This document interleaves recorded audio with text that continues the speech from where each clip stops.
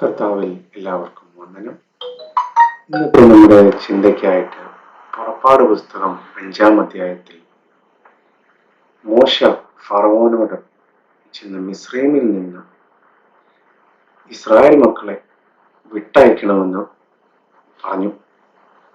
അപ്പോൾ ഫറവോൻ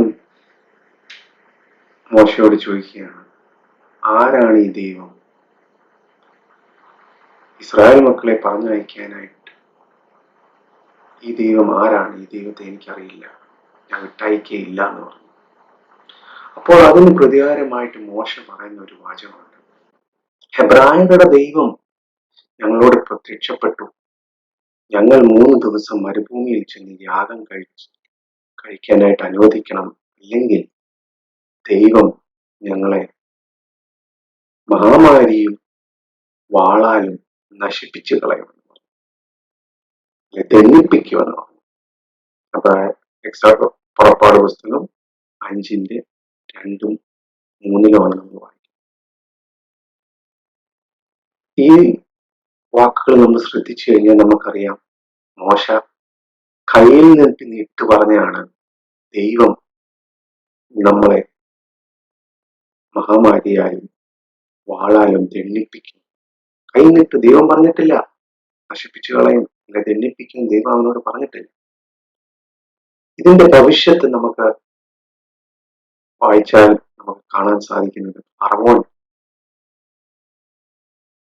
ജോലിക്കാരെയും കൊണ്ട് ജോലി ചെയ്യിപ്പിക്കുന്ന ആൾക്കാരെയും കൊണ്ട് ഇസ്രായേൽ മക്കളുടെ തടവുകൾ അല്ലെങ്കിൽ ഇസ്രായേൽ മക്കളുടെ ഭാരം വീണ്ടും കഠിനമാക്കി, അടിമത്തം വീണ്ടും കഠിനമാക്കി. ഫറവോൻ ദൈവത്തെ അറിഞ്ഞോ അതുമില്ല, നേരെ മറിച്ച് ഇസ്രായേൽ മക്കൾക്ക് കഷ്ടത വർദ്ധിപ്പിക്കുന്നതുമായിട്ട് നമുക്ക് കാണാൻ സാധിക്കും. എന്തുകൊണ്ട് മോശ കൈനിട്ട് ദൈവത്തെക്കുറിച്ചുള്ള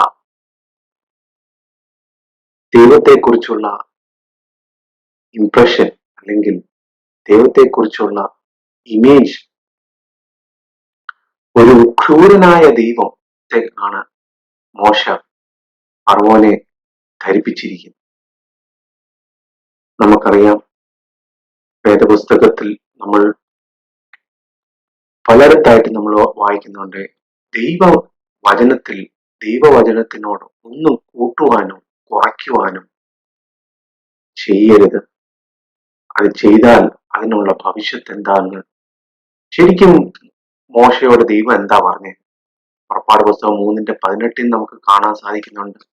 എബ്രായരുടെ ദൈവം ഞങ്ങൾക്ക് പ്രത്യക്ഷപ്പെട്ടു, ഞങ്ങൾ 3 ദിവസം മരുഭൂമിയിൽ പോയി യാഗം കഴിക്കാനായിട്ട് അനുവദിക്കാൻ വേണ്ടിയാണ് ദൈവം അവരോട് പറഞ്ഞു. പക്ഷെങ്കിൽ കൈനിട്ട് പറഞ്ഞു, ദൈവം ഞങ്ങളെ ദണ്ഡിപ്പിക്കും, അല്ലെ ദൈവം മഹാമാരി അയക്കും, അല്ലെ വാളാൽ നമ്മളെ ദണ്ഡിപ്പിക്കും. ഇതിന്റെ ഭവിഷ്യത്ത് ഇസ്രായേൽ ജനം അനുഭവിച്ചു. പക്ഷെങ്കിൽ നമ്മള് വേദപുസ്തകത്തിൽ പലയിടത്തായിട്ട് നമ്മൾ വായിക്കുന്നുണ്ട്. ആവർത്തന പുസ്തകം 4-ന്റെ 2-ലും ആവർത്തന പുസ്തകം 12-32-ലും വായിക്കുന്നത്, ദൈവവചനത്തിനോട് യാതൊന്നും കൂട്ടുകയോ കുറയ്ക്കുകയോ ചെയ്യരുത്. സദൃശവാക്യങ്ങൾ 30-ന്റെ 6 നമ്മൾ വായിക്കുന്നത്, അങ്ങനെ ചെയ്താൽ, ദൈവവചനത്തിനോട് കൂട്ടുകയോ കുറയ്ക്കുകയോ ചെയ്താൽ നമ്മൾ ഒരു കള്ളനാകും എന്നാണ് എഴുതി വെച്ചിരിക്കുന്നത്. ഇപ്പോ ഒരു വിധത്തിൽ നമ്മൾ നോക്കിക്കഴിഞ്ഞാൽ ഏദൻ തോട്ടത്തിൽ തുടങ്ങിയതാണ് ദൈവവചനത്തിന്റെ കൂടെ നമ്മൾ കൂട്ടുന്ന കാര്യം. ഹവ്വ ദൈവം അറിവിന്റെ വൃക്ഷത്തെ തുടരുതെന്നും കൂടെ കൂട്ടി പറഞ്ഞുകൊണ്ട് പിശാച് മുതലെടുത്ത് ഹവ്വയെ വഞ്ചിച്ചു. മാനവജാതി മുഴുവനും പാപത്തിന്റെ അടിമകളായി.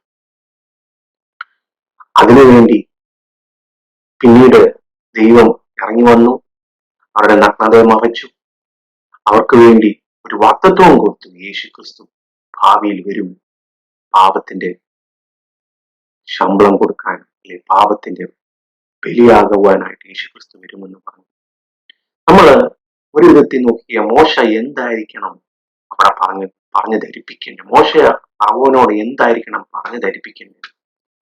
പുറപ്പാട് പുസ്തകം 34:6-7 നമ്മൾ വായിക്കുമ്പോൾ ദൈവത്തിന്റെ യഥാർത്ഥമായ പ്രകൃതി നമുക്ക് അവിടെ കാണാൻ സാധിക്കുന്നുണ്ട്. കരുണയുള്ളവനും കൃപാലുവായവനും ദീർഘക്ഷമയും മഹാദയയും വിശ്വസ്തതയും ആയുള്ളവനാണ് ദൈവം. എന്തുകൊണ്ട് മോശ ഇത് ഫറവോനോട് പറഞ്ഞില്ല? പലപ്പോഴും ദൈവത്തെക്കുറിച്ച് നമ്മൾ മറ്റുള്ളവരോട് അല്ലെങ്കിൽ ദൈവത്തെ അറിയാൻ വയ്യാത്തവരോട് പറയുമ്പോൾ ദൈവത്തിന്റെ നല്ല ഗുണങ്ങൾ അല്ലെങ്കിൽ ദൈവത്തിന്റെ ഒരു ഭീകരനായി സൃഷ്ടിച്ച് പറയാനാണ് സാധിക്കുന്നത്. അതിൽ നിന്ന് നമുക്ക് ദൈവം ഒരു ഒരു ഒരു ഹിറ്റ്ലറാണ്, അല്ലെ ദൈവം ഒരു മാരി പെയ്യിക്കുന്നവൻ, അല്ലെങ്കിൽ വാളാൽ നശിപ്പിച്ചു കളയുന്നവനായി ലോകത്തിന് മുമ്പാകെ നമ്മൾ ചിത്രീകരിച്ചാൽ ദൈവത്തിന്റെ സ്നേഹത്തെ അല്ലെ ദൈവ കൃപയെ കുറിച്ചോ ദൈവത്തിന്റെ ദീർഘക്ഷമയെ കുറിച്ചോ അവർക്ക് നശിച്ചു പോകുന്ന ലോകത്തെ കുറിച്ച് അറിയാതെ പോകും.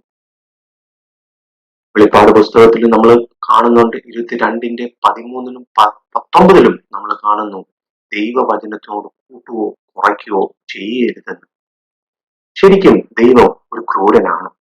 ശരിക്കും ദൈവം നമ്മളെ നശിപ്പിച്ചു കളയുന്നു.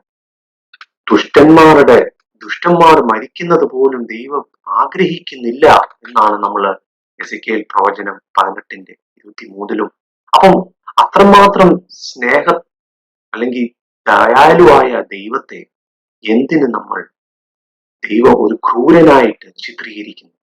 ദൈവത്തെക്കുറിച്ച് നമുക്ക് അറിയുന്നില്ല, അല്ലെങ്കിൽ ദൈവത്തെക്കുറിച്ച് യഥാർത്ഥമായിട്ട് നമ്മൾ അറിയുന്നില്ലാത്തതിന്റെ ഒറ്റ കാരണം മാത്രമാണ്. നമ്മൾ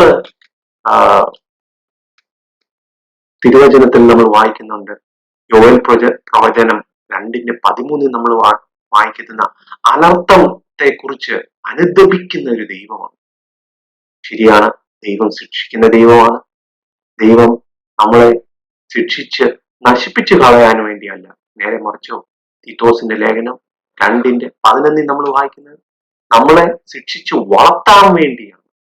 അതിനു വേണ്ടിയാണ് ദൈവകൃപ ഉദിച്ചത്. അനീതിയെ തിരിച്ച്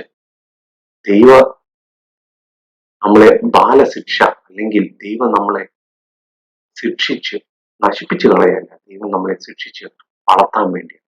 ഈ ചിന്തകൾ നമ്മളെ ഇന്ന് നമുക്കൊന്ന് ഓർക്കാൻ വേണ്ടി, നമുക്ക് ചിന്തിക്കാൻ വേണ്ടി സർവ്വകൃപാലുവായ ദൈവം നമുക്ക് ഇടയാക്കട്ടെ എന്ന് പ്രാർത്ഥിച്ചുകൊണ്ട് എന്റെ വാക്കുകൾ ഞാൻ വിരമിക്കും.